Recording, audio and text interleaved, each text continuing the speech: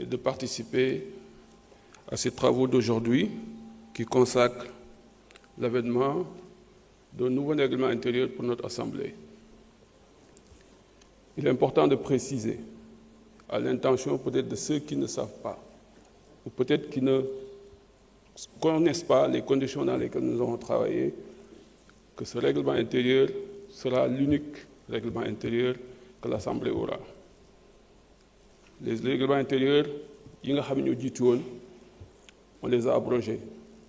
Donc dorénavant, on parlera du règlement intérieur 2025. Monsieur le Président, je me remercie. Je suis eu l'occasion de me comité ad hoc parce qu'il y a décidé avec le bureau pour nous liguer Chili.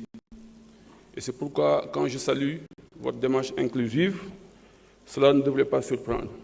Parce que c'est un travail collectif effectué par l'ensemble des composantes de l'Assemblée nationale. Et l'état moi rendre grâce à Dieu, moi, je me encore si comité d'évaluation des politiques publiques, évaluation des politiques publiques. 11e législature, je fait une proposition de loi pour modifier la Constitution, pour intégrer l'évaluation des politiques publiques en modifiant l'article 59. Je n'avais pas été suivi par ma majorité à l'époque, mais Dieu est juste. Je suis revenu à l'Assemblée durant la 15e et vous m'avez intégré dans la commission ad hoc qui travaillait sur l'évaluation des politiques publiques. Je me donné un engagement dans la campagne électorale que nous sommes venus, Inch'Allah, à l'Assemblée. Donc, je suis mais je les remercier parce que l'Union, ça fait plus de 14 ans, peut-être 15 ans, je suis donné encore, je suis là pour travailler sur ça et intégrer le règlement intérieur. Parce que nous avons une constitution depuis 2016, mais nous avons. Et donc, c'est à saluer. De saluer aussi la qualité de la parce qu'on a travaillé de façon inclusive, mais dans le respect mutuel, mais aussi dans l'engagement pour notre Assemblée. Et saluer aussi la qualité de la contribution de ces collaborateurs, ce cabinet, à savoir ce DC, ce conseiller. Ils ont été d'un apport extraordinaire. Machallah, ils ont été disponibles et présents. Et là, je tenais à les saluer et à les remercier. Saluer aussi tous ceux qui ont contribué à ce travail-là, qui sont de la société civile, parce que quand même, on a essayé le maximum possible de nous ouvrir aux autres. Pas peut-être principalement pour le règlement intérieur, mais pour les autres aspects liés, par exemple, à l'évaluation des politiques publiques et à la chaîne parlementaire. Et je pense que là aussi, comme nous représentons le peuple aussi doit être impliqué dans ce que nous faisons. Innovation yi nga xamanteni amna ci liggéey bi biñ ñu falee mu am problème fii ci élection membre du bureau bi premier jour yi dama dem seeti le président Ayib Daffé ma ne ko monsieur le président il faut que ñu liggéey ci assemblée ci règlement intérieur bi ne serait-ce que pour l'avenir pour que l'élection du bureau ñu mën ko boucler à jamais d'autres amati problème et aujourd'hui on l'a fait je pense que c'est fini maintenant problème bureau d'autres amati et c'est pourquoi je peux parler à mon frère Mané. Cette élection, elle est solennelle, c'est un moment solennel. Donc, le fait de venir voter et mettre le bulletin dans l'urne est un acte symbolique. Et ça donne à l'Assemblée toute sa dimension. Et c'est pourquoi on a maintenu le vote par l'urne. Et aujourd'hui, c'est des bulletins qu'on a de couleurs différentes pour chaque candidat à la présidence de l'Assemblée nationale. Et peut-être Aïb Netignouat, pour Gun Koleral, mais c'est un peu ça, on l'a clarifié. On a aussi redonné à l'Assemblée sa dignité. Parce que l'Assemblée nationale, dans la commission d'enquête parlementaire, où on est, on est bafouille dignité Assemblée. Et c'est un pouvoir. Mais aujourd'hui, je pense que, pour que nous convoquer, normalement, tu dois pouvoir venir répondre à l'appel de l'Assemblée nationale. Et ça, pour moi, c'est quelque chose de révolutionnaire. C'est important, moi, que la dignité du parlementaire. Le parlementaire est protégé par le peuple, qui lui donne une immunité, une responsabilité, inviolabilité.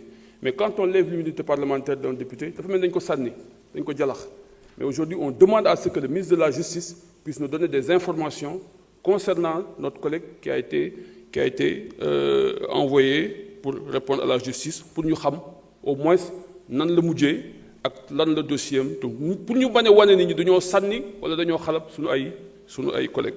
Là aussi, c'est important. Leneen li nga xamante ni aussi am na solo mooy la chaîne parlementaire. Je pense que ça aussi c'est révolutionnaire parce que ça permettra de renforcer la communication de l'Assemblée nationale et aussi avec la possibilité, même si c'est très sensible, de nous ouvrir aux autres durant les travaux de commission. Là aussi, pour moi, c'est extrêmement important. Maintenant, règlement intérieur, l'autre monde de bon, c'est vrai, mon cher collègue, je vous ai suivi tout à l'heure concernant les observations que vous avez faites sur la forme, sur certains articles. Mais l'Ingawahni, ça a fait l'objet d'un débat à l'interne. On en a discuté, surtout concernant la question préalable. J'ai eu des problèmes ici avec Guy et certains de mes collègues qui peut-être avaient une interprétation autre que l'interprétation que nous avions. C'est la raison pour laquelle on en a discuté pendant presque 20 minutes. Abodou est là, et je pense que c'est lui d'ailleurs qui a proposé à ce qu'on enlève ou et pour au moins que ça soit clair que maintenant un non-inscrit peut venir faire une question préalable, un membre d'un groupe parlementaire, qu'il soit de la majorité ou de l'opposition, pour venir faire. C'est pourquoi on a maintenu un, et on a maintenu le singulier, et pas le pluriel, pour au moins certifier que c'est un député seul qui peut venir faire. Parce que si on met et, ça lie les gens. Ça a fait l'objet d'un débat. Et c'est pourquoi on a enlevé toutes les liaisons et on a mis des virgules.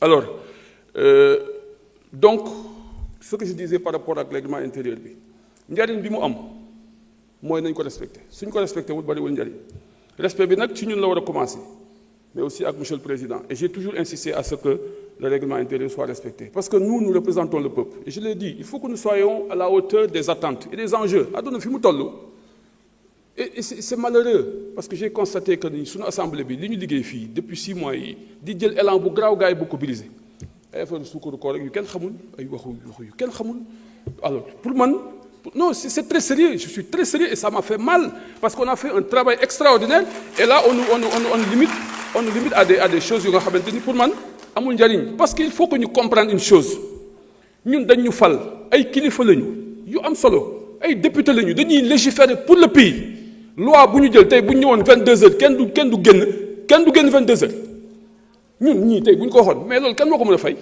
kan moo mën fay loolu le responsable de boobu kan moo ko mën fay amul ça n'existe pas il faut que nous soyons respectés et puis l'Assemblée et puis quoi qu'on puisse dire le budget du Sénégal est à combien c'est pas 6 000 7 000 milliards ñun amuñu jul 22 milliards naan mais c'est extraordinaire il faut que nous nous respections c'est nous ñoo war a respecter suñu bopp pour que peuple bi respecté ñu mais suñu respecté wuñu suñu bopp kenn duñu respecté et là je pense que c'est important donc pour man nañu joxante cër wax naa ko la dernière fois nañu respectante nañu bàyyante xel nañu yërmandante nañu comprendrante ambition bi ñu am mooy liggéey pour suñu réew mais na ko ñëpp gëm na ko ñëpp def fula man samay conviction nit mënu ko changer man Tafsir mais nag damay rafetal parce que suñu borom moo ne innamal mu'minuuna ixwatun fa aslihu bayna axawaykum ay wattaqullaah na ngeen rafetal seen diggante mais na ngeen ma ragal su ngeen ko defee rek ma yërëm leen ci loolu lañ nekk rafetal mais yàqul dara samay conviction man Tafsir nous sommes tous des frères et des sœurs ici nous sommes tous du Sénégal nous tous nous travaillons pour le Sénégal man loolu laa jàpp man Tafsir ku fi ñëw nag pour leneen nag bu la neexee mais nous tous nous travaillons pour le Sénégal